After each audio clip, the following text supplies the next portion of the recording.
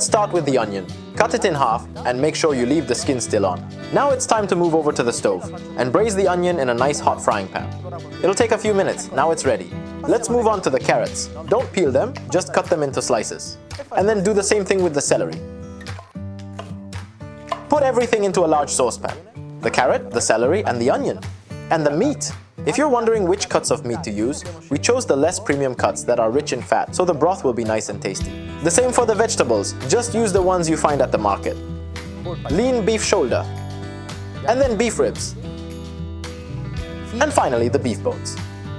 Then add 2 bay leaves, a bunch of parsley, then 2 cloves and peppercorns to taste. Now add a few juniper berries, and finally a nice pinch of salt to flavor the fat.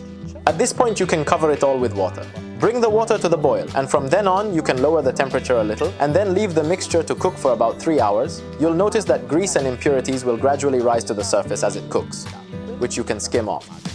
Our broth is finally ready. The only thing we have to do now is filter it. Put a nice clean cloth napkin into a strainer like this and start straining the broth.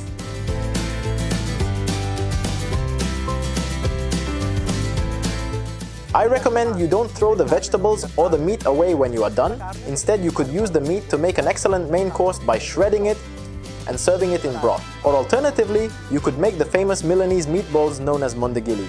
Or finally, you could also shred the meat to make a delicious stew and serve it with sauce.